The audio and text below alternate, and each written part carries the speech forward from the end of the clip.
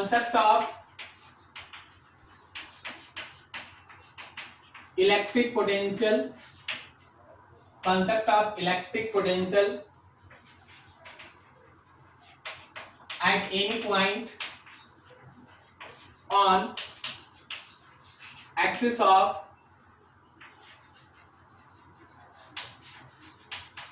charged ring, at any point on axis of charged ring. गौर से देखो, मान लो हम लोगों के पास ये एक चार्ज रिंग है और ये उसका एक्सिस है, एक्सिस पे एक्स डिस्टेंस है, इसका रेडियस है आर, इस पे मौजूद है सपोज इस तरह से पॉजिटिव चार्ज क्यू। इस क्यू चार्ज की वजह से इस पॉइंट पे हम लोग को इलेक्ट्रिक पोटेंशियल फाइंड आउट करना है। तो देखो जो 4 स्टेप पढ़ाया गया है, you have to use that 4 step according to serial wise. सबसे पहला स्टेप क्या था कि find a proper elementary part. Here is your proper elementary part. ये रहा तुम्हारे पास एक प्रॉपर एलिमेंट्री पार्ट, इसका लेंथ है dl और चार्ज है dq। आप अगर उस एलिमेंट्री पार्ट का चार्ज निकालेंगे, सबसे पहले इस रिंग को देखिए, फॉर रिंग क्या हम लोग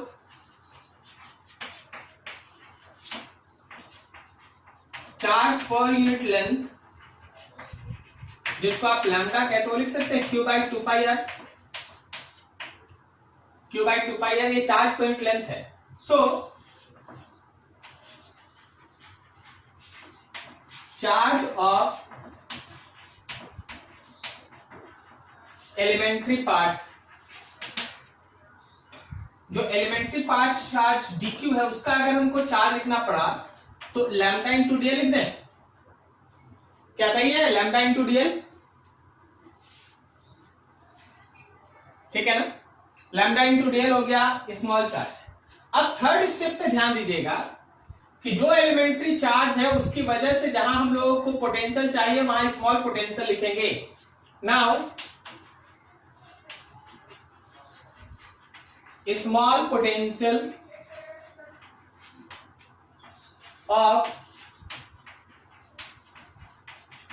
potential of elementary part. Now small potential of elementary part at given point, जो आपका पॉइंट है वहां स्मॉल पोटेंशियल, तो that small potential is k elementary charge और चार्ज से वहां तक का डिस्टेंस। अब देखो एलिमेंट्री चार्ज में dq है और चार्ज से यहां तक का डिस्टेंस मान लो r है, तो चार्ज के जगह पे dq और डिस्टेंस के जगह पे r हो गया। dv is equal to k times of dq divided by r। अब ये थर्ड स्टेप कंप्लीट। तो अब अगर आपको टोटल पोटेंशियल चाहिए, you have to integrate that. v is equal to integration of dv, so v is integration of k into dq by r। v is equal to integration of k, dq के जगह lambda into dl by r। देखते चलो, समझते चलो। So v will be equal to k lambda by r, common integration करो dl का। चलो जी बोलो, सोच के बोलो, पूरे रिंग के लिए dl का इंटीग्रेशन का लिमिट कहां से कहां तक? 0 से लेकर 2 पाई r तक। तो 0 से 2 पाई r तक इंटीग्रेशन का लिमिट हो गया भाई। तो मेरे पास v का वैल्यू हो गया k lambda by small r, dl का इंटीग्रेशन l 0 से लेकर 2 pi r। So your v will be equals to k lambda by r, यानी लिखेंगे 2 pi r, k lambda by r और बगल में लिखेंगे 2 पाई r। अभी क्या करें, लैम्डा का वैल्यू पुट कर देंगे। जो लैम्डा आप यहाँ पे निकाल रखे हैं ना, इसका वैल्यू पुट कर देते हैं हम लोग। q बाई 2 pi r dot 2 pi r divided by small r। So 2 pi r और 2 pi r cancel, so v will be equals to k q by small r। चल भाई स्मॉल r का वैल्यू देख यहां पर, क्या ये small r under root r square plus x square है, ठीक है ना?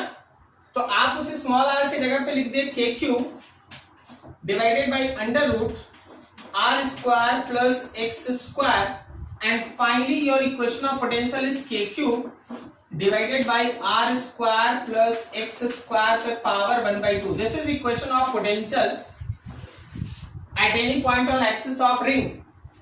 At any point on axis of ring. आप अगर रिंग के एक्सिस पे x डिस्टेंस अवे पोटेंशियल लिखते हैं then this is the equation kq by r square plus x square power 1/2. अच्छा इलेक्ट्रिक फील्ड याद है?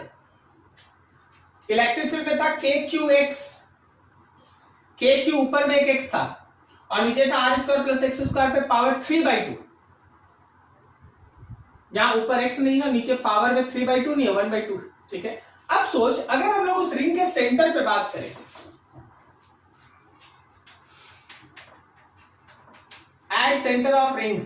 चल भाई रिंग के सेंटर पे बात करते हैं. क्या मेरे x का वैल्यू 0 होगा? अगर ये पॉइंट यहां सेंटर पे है तो मेरे x का वैल्यू 0 है. तो ऐसे केस में the equation of potential at centre of the ring is kq by r. वो होगा kq by r. ठीक है. अच्छा पोटेंशियल स्केलर है या वेक्टर है?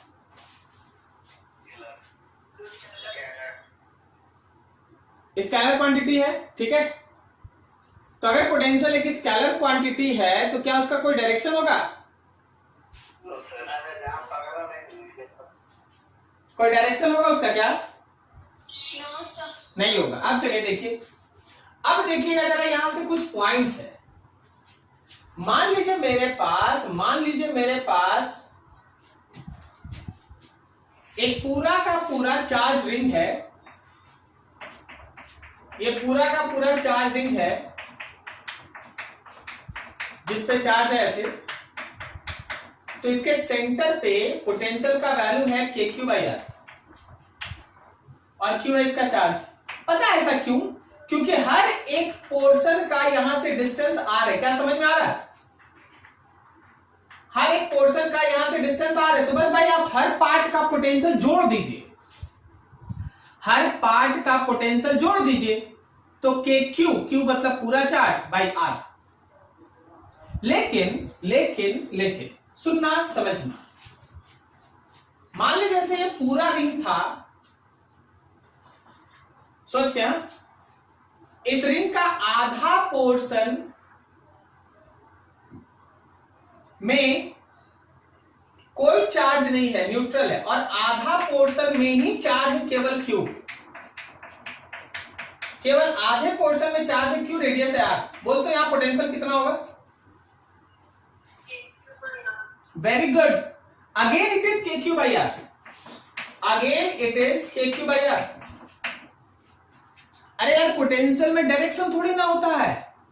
अगर आधा में चार्ज q है तो उसी के कारण kq by r. सोच के बताना. अगला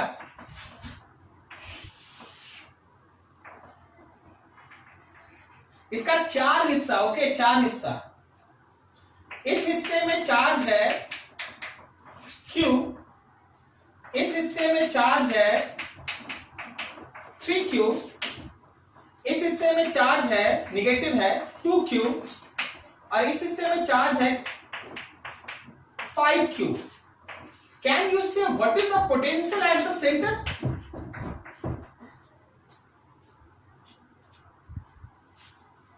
What is the potential at the center? Sir, 7 kq by r. Very good. kq by r plus k into 3q by r plus k into minus 2q by r and plus k into 5q by r. Solve करके जैसे तुम बताया, बिल्कुल सही बताया कि k q 7 by r. Potential is just a scalar quantity. आपको direction reaction से कोई मतलब नहीं. ठीक है. अच्छे से नोट कीजिए. कहीं डाउट है पूछ लीजिए. कोई भी डाउट किसी का भी प्लीज जरूर पूछ लीजिए.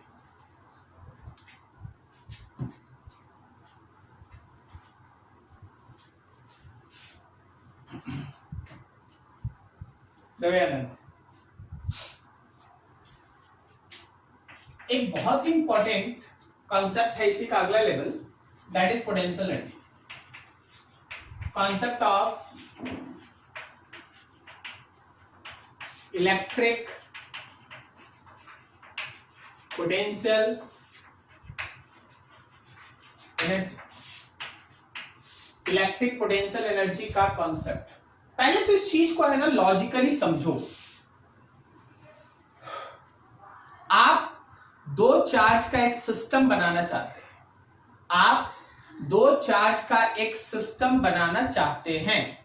तो दो चार्ज का एक सिस्टम बनाइएगा तो पहले किसी एक चार्ज को इंफिनिटी से लाइए. जब आप इंफिनिटी से किसी एक चार्ज को ले आके रखते हैं, पहला चार्ज, तो पहला चार्ज को लाने में ना तुमको खींचना पड़ेगा ना धकेलना पड़ेगा, क्योंकि कोई पहले से उस पर है ही नहीं जो फोर्स लगा रहा है. तो फर्स्ट चार्ज को लाने में आपको कोई काम नहीं करना पड़ेगा. पहला चार्ज को लाने में the work done by any external agent is actually zero.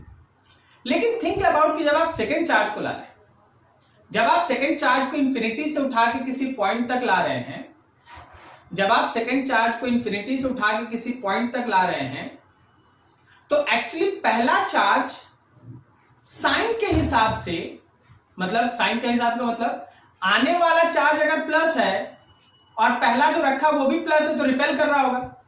आने वाला चार्ज प्लस है लेकिन रखा हुआ चार्ज माइनस है तो अट्रैक्ट कर रहा होगा. तो हम ये बोले कि साइन के हिसाब से वो दूसरे चार्ज को खींच भी सकता है, धकेल भी सकता है. लेकिन आपको लाना है, ध्यान रखिए, आपको लाना है, आपको जाने नहीं देना, लाना है. तो जब आप सेकेंड चार्ज को इंफिनिटी से लेके आइएगा टू मेंटेन कांस्टेंट वेलोसिटी, उसका वेलोसिटी कांस्टेंटली मेंटेन करके, तो you have to need work. आपको काम करना पड़ेगा, क्योंकि या तो आपको खींच के रखना पड़ेगा नहीं तो धकेल के रखना पड़ेगा. अगर ये चार्ज खुद इसको खींच रहा होगा तो आपको उधर पीछे खींचना होगा, और अगर ये चार्ज उसको धकेल रहा होगा तो आपको आगे पुश करके रखना पड़ेगा. मतलब फोर्स लगाएंगे आप अगर फोर्स लगाएंगे तो आप वर्क भी करेंगे. तो आपका जो किया गया वर्क है वो सिस्टम अपने अंदर स्टोर कर लेता है as a electric potential energy. तो कॉन्सेप्ट ये है कि इलेक्ट्रिक पोटेंशियल एनर्जी किसी भी सिस्टम का एक्चुअली वर्क होता है जो एक्सटर्नल एजेंट परफॉर्म करता है in bringing any charge, not unit charge, potential में यूनिट चार्ज था, in bringing any charge from infinity to that point with constant velocity. किसी भी चार्ज को इंफिनिटी से किसी पॉइंट तक लाने में एक्सटर्नल एजेंट जितना भी वर्क परफॉर्म करेगा in maintaining constant velocity, that work will be equals to potential energy of that system. So your basic definition is work done by external agent in bringing any charge from infinity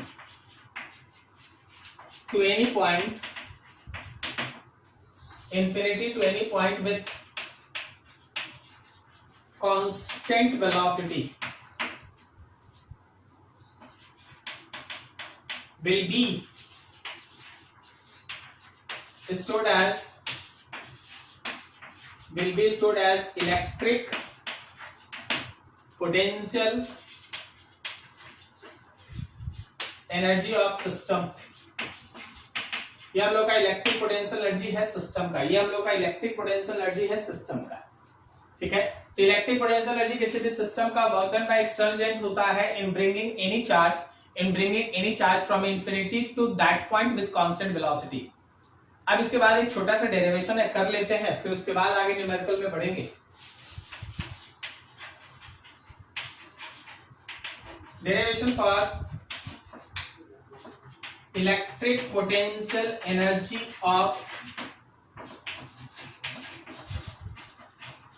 to charge system.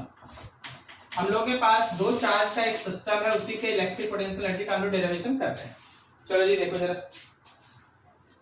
मान लो यहां पे एक charge है Q1,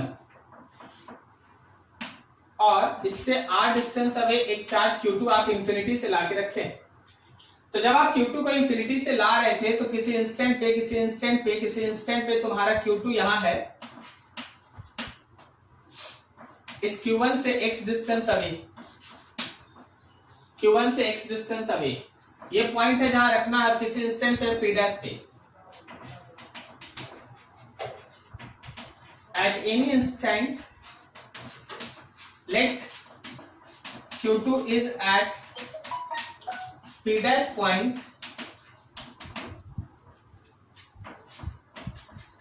x distance away from Q1, x distance away from Q1, ठीक है ऐसा। अब यहाँ पे देखो जरा, हाँ दोनों साइड पॉजिटिव है, ये Q1 है ये Q2 है, पॉजिटिव है, लेकिन यहाँ भी नहीं है, ये इंफिनिटी से आ रहा है, ठीक है, ये अभी यहाँ नहीं है, ये इंफिनिटी से आ रहा है, ओके ध्यान रखिएगा। अब देखिए इस इंस्टेंट पे क्या होता है। So at this instant force on Q2, आखिर Q2 पे लगने वाला फोर्स क्या वो Q1 Q2 by x square होगा, Q1 Q2 by x square. और अगर आप डायरेक्शन देख रहे हैं तो ये प्लस और वो प्लस है, तो ये तो इसको रिपेल कर रहा है ना, दिस इज इलेक्ट्रिक फोर्स, ये आपका इलेक्ट्रिक फोर्स है, रिपेल कर रहा है। लेकिन याद रखिए आपको तो इस चार्ज को लाना है लेफ्ट की तरफ, कांस्टेंट वेलोसिटी से लाना है,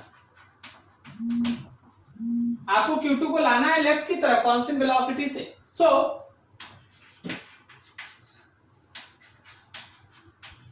टू मेंटेन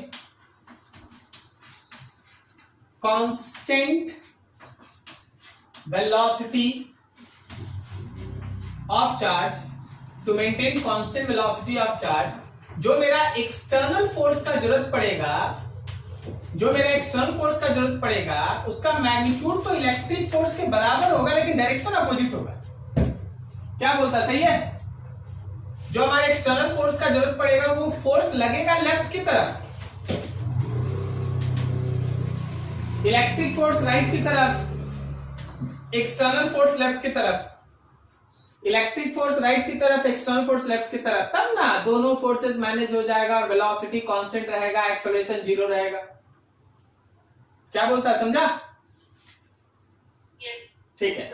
अब देखिए आगे थोड़ा बढ़े इसमें, तो F एक्सटर्नल हुआ कितना, माइनस के Q1 Q2 by x square. अब क्या करना है भाई, according to differentiation actually you have to find work, ठीक है। Let dx is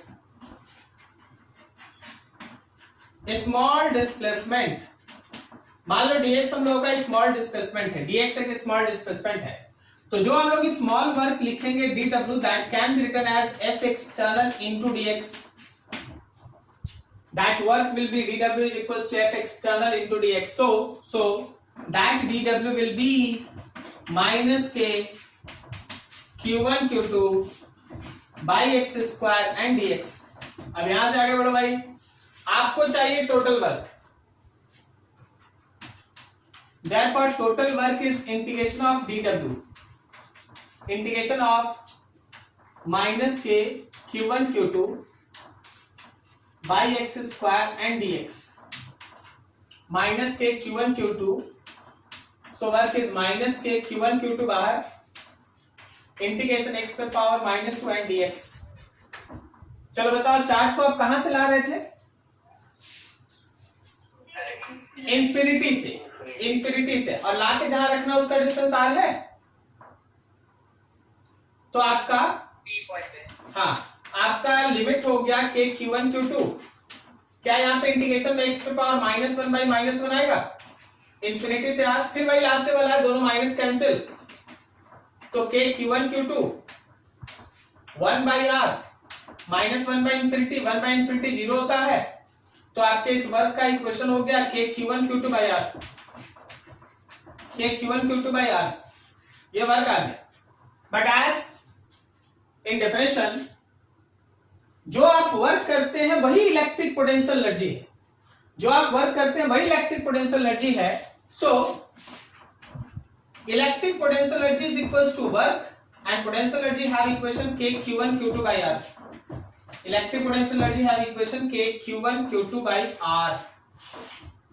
just like electric potential, जो तुम लास्ट इलेक्ट्रिक पोटेंशियल का डेरिवेशन किया है बिल्कुल वैसा ही है।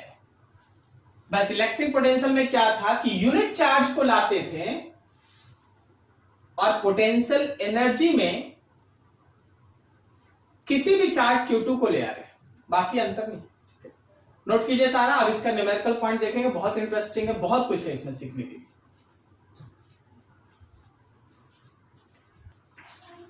चलो अब देखो इसका न्यूमेरिकल।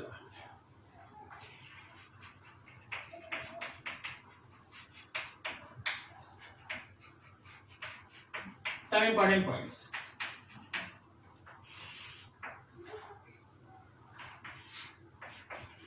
For 2 point charges, हम लोगों के पास 2 पॉइंट चार्ज है Q1 और Q2, उनके बीच का डिस्टेंस है R। हम लोग के पास 2 पॉइंट चार्ज है Q1 और Q2, उनके बीच का डिस्टेंस है R। तो याद रखना कि जो पोटेंशियल एनर्जी होता है वही वर्क होता है, और ये दोनों है K Q1 Q2 by R। K Q1 Q2 by R। चाहे आपसे सिस्टम का पोटेंशियल एनर्जी पूछे या आपसे सिस्टम का वर्क पूछे कि सिस्टम को बनाने में कितना वर्क किया गया है, you need K Q1 Q2 by R। Meaning clear रखना, ठीक है। अब यहां पे देखना, यहां पे जो U स्टैंड है वो है हम लोगों का इलेक्ट्रिक पोटेंशियल एनर्जी, और ये W है, ये है work done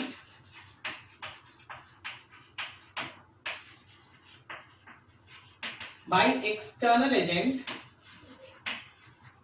work done by external agent in forming that system। इस सिस्टम को बनाने में एक्सटर्नल एजेंट कितना काम किया है, ये वो है K Q1 Q2 by R। जब भी आप इस इक्वेशन को यूज करेंगे, use Q1 and Q2 with proper sign. हमेशा एक प्रॉपर साइन के साथ, प्लस है तो प्लस लिखना है, माइनस है तो माइनस लिखना है।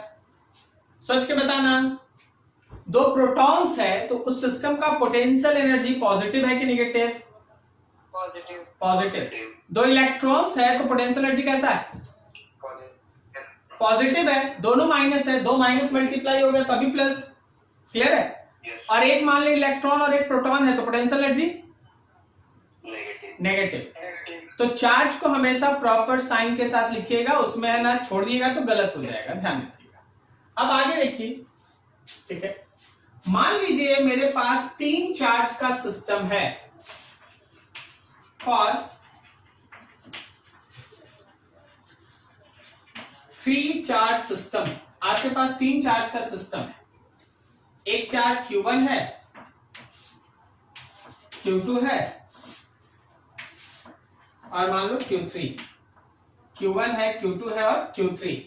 अब जरा गौर करना, 2 और 3 के बीच ये डिस्टेंस रहा 2 3, 1 और 3 के बीच ये डिस्टेंस रहा 1 3, और 1 और 2 के बीच का डिस्टेंस ये रहा। अगर आप इस पूरे सिस्टम का पोटेंशियल एनर्जी निकालेंगे तो आपको टोटल वर्क इस सिस्टम को जो बनाने में खर्च हुआ है वो निकालना होगा। सर टोटल वर्क का मतलब क्या है? थोड़ा ध्यान से देख, वर्क डन 1 और 2 चार्ज के बीच, 1 चार्ज के अगेंस्ट में जब आप 2 को ला रहे थे तो इन दोनों में काम हुआ। अब देखिए दोनों मौजूद है यहां, जब आप 3 लाइएगा तो 1 के अगेंस्ट में भी आपका काम होगा और 2 के अगेंस्ट में भी आपका काम होगा। सो यहां पे वर्क डन होगा 1 3 का और वर्क डन होगा 2 3 का। मतलब यहां 3 पेयर है चार्जेस का, 3 पेयर है चार्जेस का जिसके बीच काम होना है। 1 और 2, 1 और 3, 2 और 3। फॉर्मूला तो बस वही लिख लेंगे भाई जो ऊपर सीखे हैं। तो यहां पे हम लोग फॉर्मूला लिखेंगे K Q1 लेंगे, Q2 लेंगे और डिस्टेंस 1 और 2 के बीच लेंगे, मतलब ये वाला डिस्टेंस लेंगे। उसी तरह के Q1 और Q3 लेंगे और डिस्टेंस 1 3 के बीच लेंगे, और उसके लिए के Q2 और Q3 लेंगे और डिस्टेंस 2 3 के बीच लेंगे। तो 3 चार्ज के लिए एकदम एकदम ध्यान से लॉजिकली समझते चलना, ऐसे काम करना है। सोच अगर सिस्टम में 4 अलग अलग चार्ज हुआ, 4 चार्जेस,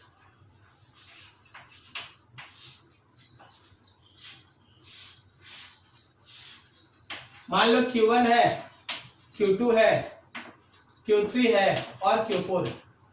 ये 1 और 2 के बीच का डिस्टेंस है, ये 2 और 3 के बीच का डिस्टेंस है, ये 3 और 4 के बीच का डिस्टेंस है, ये 1 और 4 के बीच का डिस्टेंस है। और देख ये डिस्टेंस 1 और 3 और ये डिस्टेंस 2 और 4। कोई बता सकता है यहां वर्क का कितना अलग अलग चार्जेस के बीच का पेयर बनेगा? 6 पेयर्स बनेगा, 6 पेयर बनेगा। अगर आप इस पूरे सिस्टम का पोटेंशियल एनर्जी निकालते हैं तो आपको टोटल वर्क निकालना भाई, और टोटल वर्क में देखना 1 2 आएगा, 1 3 आएगा, 1 4 आएगा, फिर उसके बाद 2 3 आएगा, 2 4 आएगा और उसके बाद 3 4 आएगा। 6 पेयर होगा। कुछ भी नहीं छूटने का कि सर मान लीजिए बहुत ज्यादा चार्जेस है तो बहुत ज्यादा पेयर्स होगा तो कहीं कुछ छूट ना जाए। हम आपको एक तरीका बताते हैं, इसको दिमाग में रखिएगा। चार्ज को जब लिखिए या वर्क को जब लिखिए तो आप सिस्टमैटिक वे से लिखिए। मान लीजिए जैसे मेरे पास सिस्टम में 5 चार्ज है, 5, तो 1 2 लिखेंगे, 1 3 लिखेंगे, 1 4 लिखेंगे, 1 5 लिखेंगे, हो गया 1 वाला। फिर लिखेंगे 2 3 2 3 2 1 नहीं, 1 2 लिख चुके हैं ना, तो 2 1 नहीं करेंगे। 2 3 2 4 2 5 2 वाला हो गया। अब बता तो 3 के साथ किसको लिखेंगे? 3 के साथ 4, 3 के साथ 5, 3 4 3 5 और लास्ट में लिख देंगे 4 5। कुछ भी नहीं छूटेगा। इसलिए आपको एक छोटा सा फॉर्मूला दिया जाता है, उसको ध्यान से समझिएगा। अगर आप पूरे सिस्टम का पोटेंशियल एनर्जी निकालते हैं या आप अगर टोटल वर्क निकालना चाहते हैं,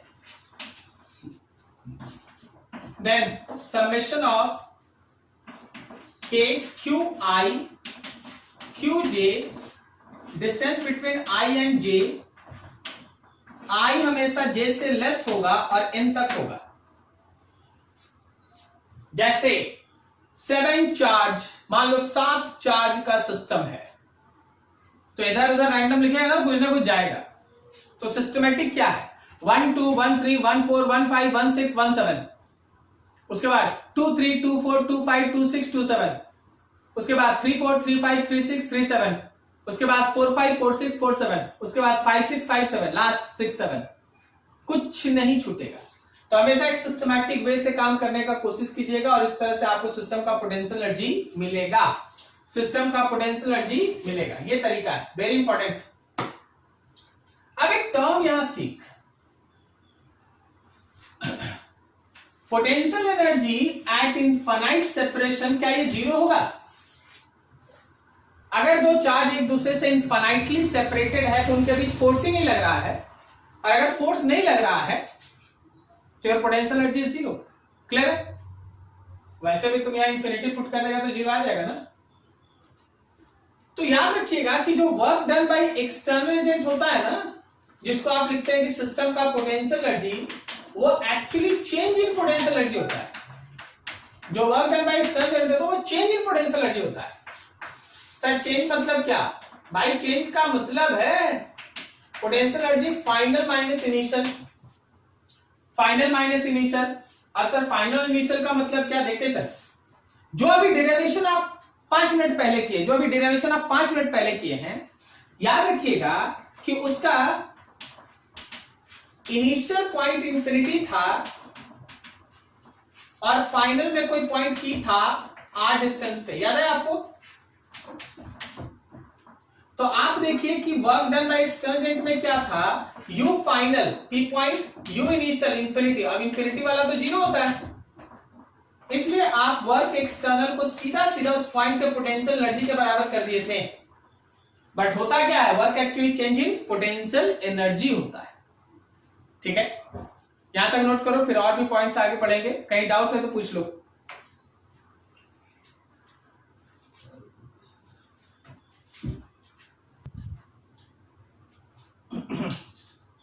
तो सिस्टम का पोटेंशियल एनर्जी कैसे निकालना वो आपके पास है। अब जरा 2-3 पॉइंट्स पे ध्यान रखिए,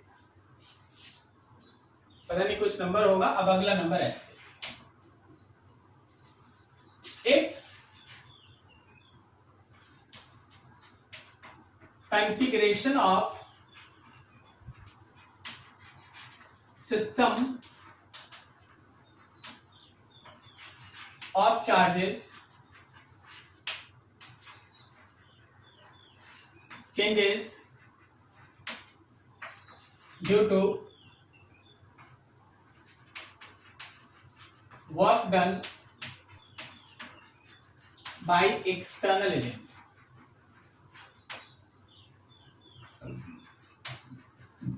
कोई एक्सटर्नल एजेंट काम कर रहा है और उस वजह से किसी सिस्टम का कॉन्फ़िगरेशन, मतलब सिस्टम में जो चार्जेस है वो एक पॉइंट से दूसरे पॉइंट, दूसरे पॉइंट से तीसरे पॉइंट ऐसा चेंज हुआ है। जैसे मान लो मेरे पास 3 चार्ज है, Q1 है, Q2 और Q3 है, और इनके बीच का डिस्टेंस L था। फिर कोई एक्सटर्नल एजेंट आया और तीनों चार्ज को खींच के एक दूसरे से अलग अलग कर दिया, और उनके बीच का डिस्टेंस हो गया 12। तो बोला गया कि भाई तो तीनों चार्जेस के बीच का सेपरेशन L से बढ़ा के 12 करने में वर्क डन निकालो एक्सटर्नल एजेंट का। तो हमेशा ध्यान रखना कि ऐसे केस में जो work done by external agent होता है वो चेंज इन एनर्जी होता है, एनर्जी का चेंज। अब इसमें भी आप रिमार्क रखिएगा कि चेंज इन एनर्जी में चेंज इन पोटेंशियल और चेंज इन काइनेटिक दोनों होता है। बेसिकली ज्यादा से ज्यादा न्यूमेरिकल में 10 में से 9 जगह, 10 में से लगभग 9 जगह काइनेटिक एनर्जी में कोई चेंज नहीं होता है। हम तो बोलेंगे ये वाला, but if kinetic energy initial और काइनेटिक एनर्जी फाइनल सेम है, मतलब शुरू में भी रेस्ट में था, बाद में भी रेस्ट में, शुरू में जो काइनेटिक एनर्जी था बाद में भी वही है, तो जहां चेंज इन काइनेटिक एनर्जी है वहां 0 लेगा, और उस समय सीधा सीधा वर्क डन एक्सटर्नल एजेंट को केवल चेंज इन पोटेंशियल एनर्जी से इक्वेट करके निकाल लेगा।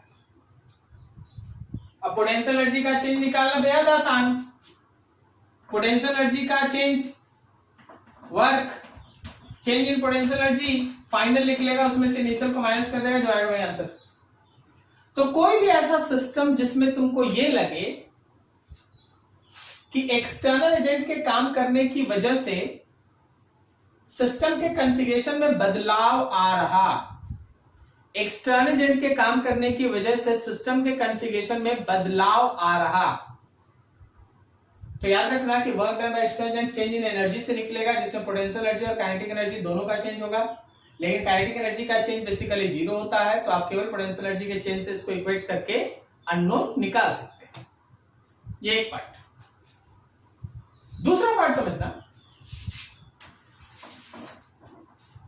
आप इस सिस्टम को छोड़ दीजिए। If system of charges is free to move under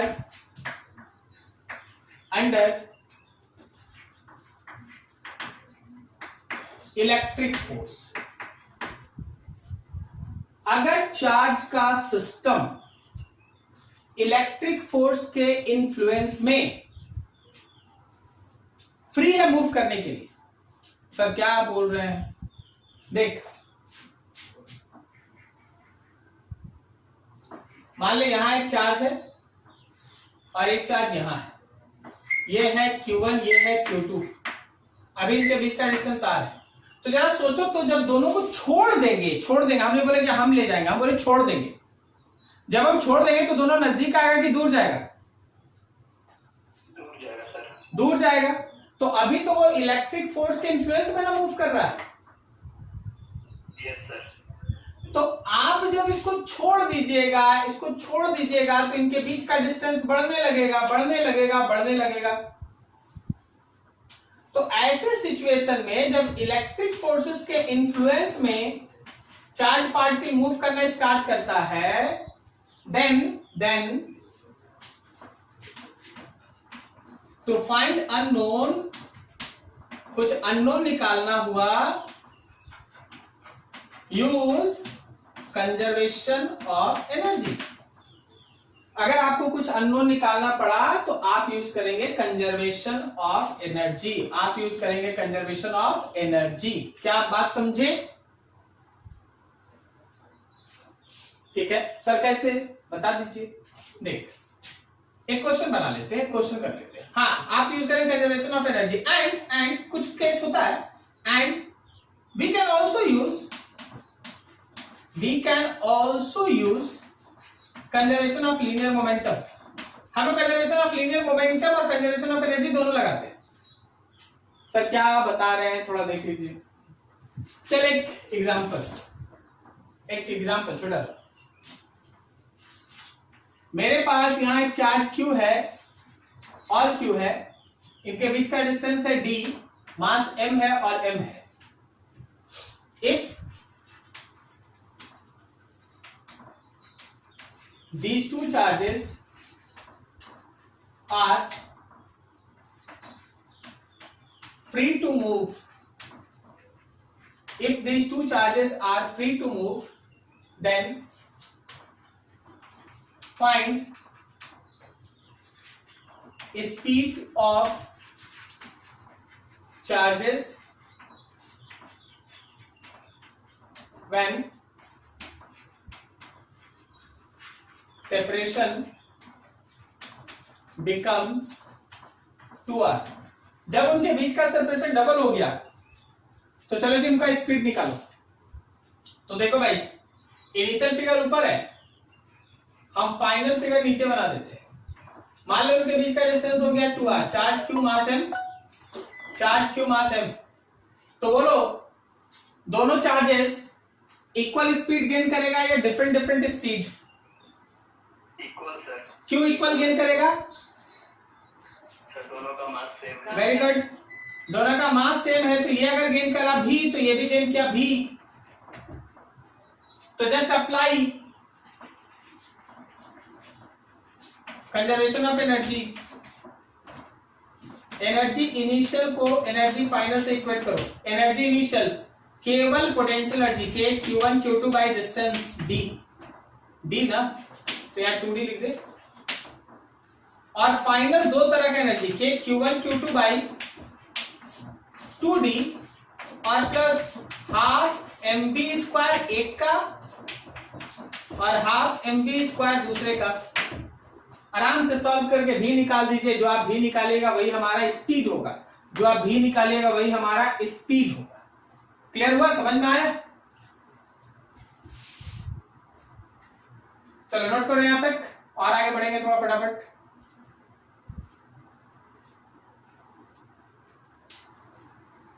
हाँ, आजादी का दिन हाँ, लगभग आपका आ गया नोटिस कि 15 अगस्त या अगस्त से पहले है ना नहीं खुलेगा स्कूल। ठीक है, चलिए देखिए। चलो अगला पॉइंट इसमें हम दो चीज का डिफरेंस आपको समझाएंगे अभी। एक होता है किसी सिस्टम का पोटेंशियल एनर्जी और एक होता है किसी खास चार्ज का पोटेंशियल एनर्जी। पूरे सिस्टम का पोटेंशियल एनर्जी निकालना है तो जो अभी आप पढ़े उसको यूज कर लीजिए। लेकिन किसी एक चार्ज का अगर पोटेंशियल एनर्जी चाहिए, एक चार्ज का, तो उसका तरीका देखो।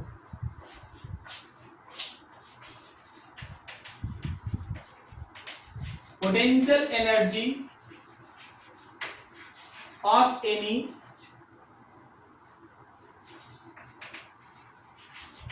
सिंगल चार्ज, मान लो स्मॉल q। आप अगर किसी स्मॉल q का पोटेंशियल एनर्जी निकालते हैं तो q इंटू v होता है। v क्या है? potential at net potential at that point due to other charges, बाकी चार्जेस की वजह से उस पॉइंट पे जो पोटेंशियल एग्जिस्ट करेगा ये भी वही है। क्या बोल रहे हैं सब थोड़ा बताइए, देख समझना ध्यान से।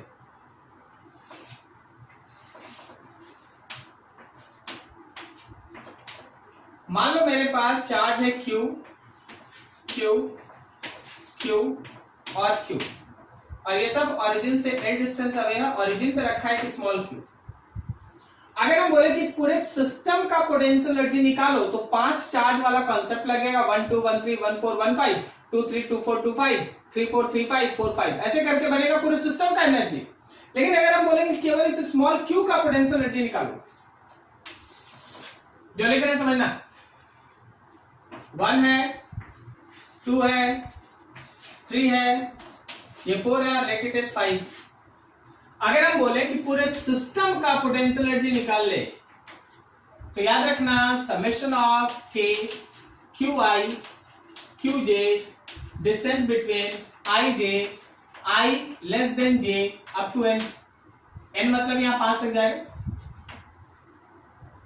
लेकिन but potential energy of small q, अगर ये लिखना है तो small q into potential of 1 plus potential of 2 plus potential of 3 plus potential of 4। क्या ये समझे आप दोनों में अंतर? जहां ये स्मॉल q रखा है 1 का पोटेंशियल 2 का पोटेंशियल 3 का और 4 का, चारों को ऐड करो तो चारों की वजह से नेट पोटेंशियल मिल जाएगा, और फिर जो रखा हुआ चार्ज है उससे मल्टीप्लाई कर दो। क्या आपको दोनों में अंतर समझ में आ रहा है? एक खास चार्ज का एनर्जी, एक पूरे सिस्टम का एनर्जी। बोलो जी हाँ ना, समझ में आ रहा सबको? Yes sir. चल एक और केस। सपोज मेरे पास ये एक रिंग है, रिंग पे है प्लस चार्ज,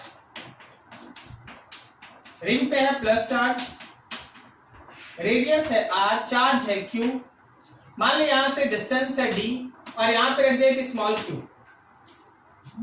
हम तुमसे बोले कि potential energy of small q लिखो, तो भाई स्मॉल q इनटू पोटेंशियल किसका, रिंग करेगा पोटेंशियल। Yes sir. तो ये आपका वैल्यू हो गया q times of k q by आज ही ना पड़ेगा r square plus d square पे पावर 1/2। कोई दिक्कत नहीं? तो जब कभी भी आपसे किसी खास चार्ज का पोटेंशियल एनर्जी पूछा जाए, remember this kind of thing, आपको ये दिमाग में रहना चाहिए पोटेंशियल एनर्जी। ठीक है, चलो एक और छोटा सा हम केस आपके सामने रखते हैं, थोड़ा ध्यान से देख लो।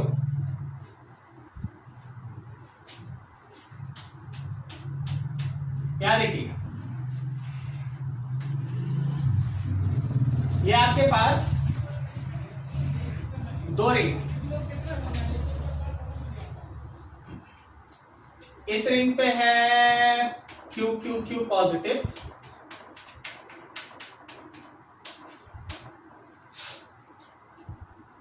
इस रिंग पे है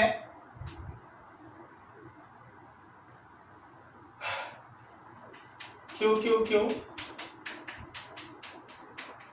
लेकिन हम यहां लिख देते हैं 3Q पॉजिटिव। इसका रेडियस है r, इसका भी रेडियस है r, और यहां से यहां तक के बीच का डिस्टेंस है 2r।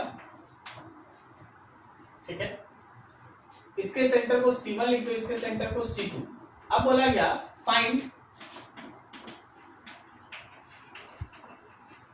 वर्क डन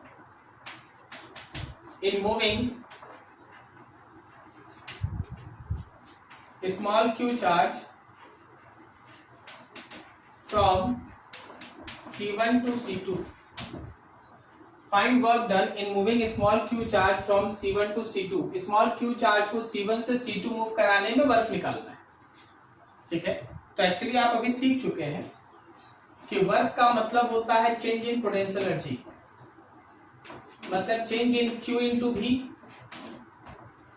तो क्या हम इसको लिखेंगे Q times of change in potential, मतलब Q times of potential of C1 sorry C2 minus potential of C1। नहीं समझा? समझ में आया क्या लिखे? Yes sir. बता तो C1 का पोटेंशियल कितना होगा?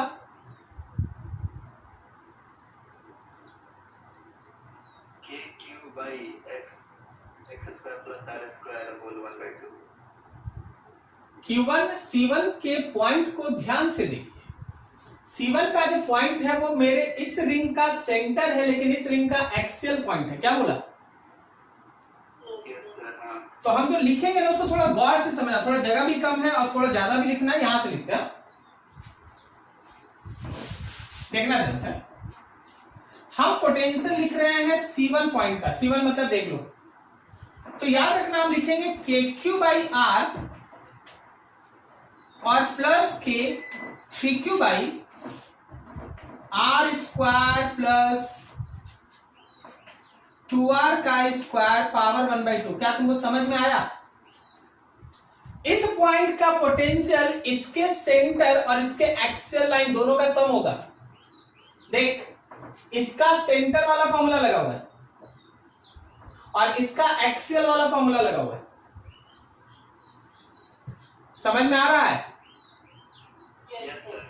इसी तरह अगर तुम C2 लिखेगा, इसी तरह अगर VC2 लिखेगा, अब इसका एक्सियल वाला फॉर्मूला मतलब KQ by R square plus 2R का स्क्वायर पावर 1/2 और दूसरे का सेंटर वाला फॉर्मूला 3Q बाई R। क्या आप समझ पा रहे हैं? बस दोनों का वैल्यू उठा के रख लीजिए, सॉल्व कीजिए आंसर। ठीक है? This is all about electric potential energy. Very very important, बहुत ही अच्छा ऑब्जेक्टिव का सेक्शन खड़ा होता है। सो आप इसको नेग्लेक्ट नहीं कर सकते किसी भी पॉइंट ऑफ व्यू से। आपको जितना पढ़ाया गया आप उतना बस दिमाग में रखिए और जो क्वेश्चन पोटेंशियल एनर्जी से बनाना है बनाइए। ठीक है, चलो नेक्स्ट स्टेज से आगे बढ़ेंगे। कहां? समेशन यू सिस्टम ऊपर में ये yes sir K Q I J distance R I J I less than J to 5 term 5 है ना यहाँ? Okay sir. ठीक है, तो अच्छे से देख लो। आई होप सो कहीं कोई प्रॉब्लम नहीं होगा। तो ये पूरा पोटेंशियल एनर्जी का सेक्शन था फिनिश्ड। नेक्स्ट स्टेज से आगे बढ़ेंगे। ठीक है।